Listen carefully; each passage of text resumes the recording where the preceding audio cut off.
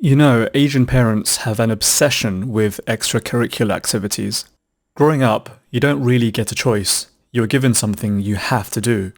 Some popular examples include the piano, violin, ballet, calligraphy, and martial arts. There are obviously way more options out there, but for me, it was table tennis. Originally, my parents wanted me to learn martial arts because, reasons? Asian parents don't really give any justification for why they feel you need to dedicate your early life to something they decided on a whim. It just sort of happens. Luckily for me, apparently I wasn't very good at martial arts. I was maybe 4 years old, and the teachers were extremely strict, and eventually my parents decided that instead I wasn't suited for combat sport, so maybe table tennis would be a better alternative. To be fair, table tennis was a little bit better than martial arts because it's less physically demanding on a day-to-day basis. So that's what I did. We started off practicing about 4 hours a day.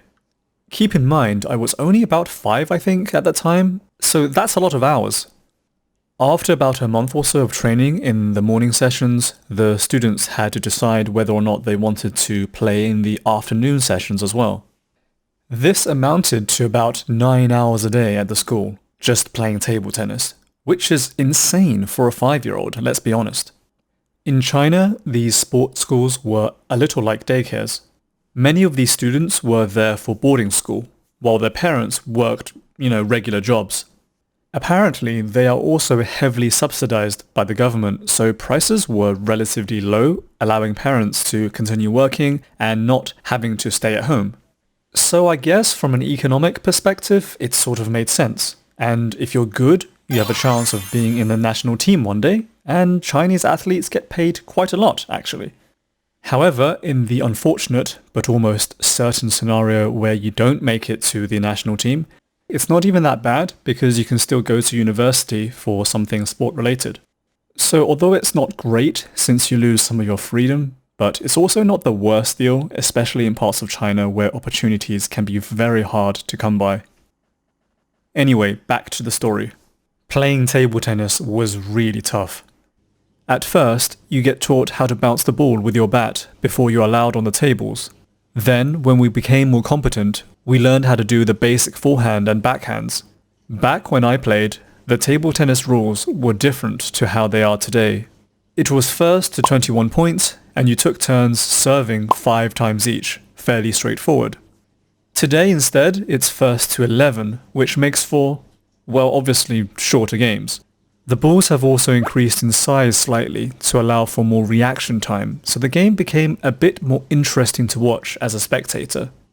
By the way, this isn't really relevant to the story, but interesting trivia. Anyway, there are 2 main types of grips in table tennis, the penhold and shakehand. I played the penhold. This style is a lot more aggressive with forehands with superior spin. The weakness is that it is significantly weaker on the backhand. After about a year or so of full-time training, I moved to the UK with my parents because of their work. There's a life lesson that I learned after arriving here. It's that most people in the UK do things they enjoy. This meant that the British table tennis players were primarily concerned with having fun and enjoying the game. In China, it was more about discipline, having the correct form when playing, and ultimately, winning. The idea of fun never really came into it. To be honest, when I was in China, I was, let's say, a below average player. In my age group, there were around 10 players at the school, and I could only reliably beat maybe 2 or 3 of them. And truth be told, they were younger than me, and that's probably why. I was always a rebellious student, and I didn't like to listen to the teacher's instructions, and that led to, getting in trouble and consequently not being very good at the sport. Being edgy and defiant is like a first-class ticket to losing in sports.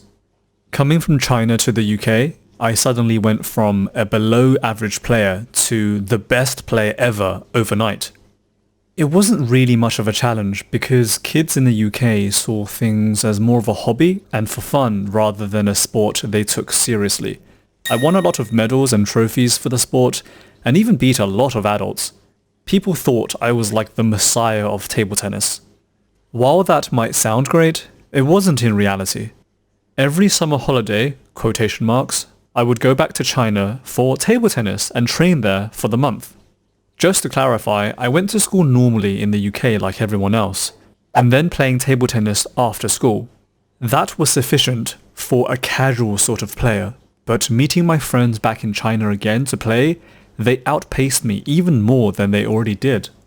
Over time, I noticed that while I used to be able to take games off the better players occasionally, I would lose even more compared to before because I was training less. To be honest, losing for me was more of a psychological thing. It really messes with you in the long term. I think it's never good to be the worst player in the group, especially by such a large margin. Unsurprisingly, I began losing a lot of interest for the sport, because the reality is if you're going to school at the same time as training for table tennis, it's not realistic to be able to keep up with the Chinese players.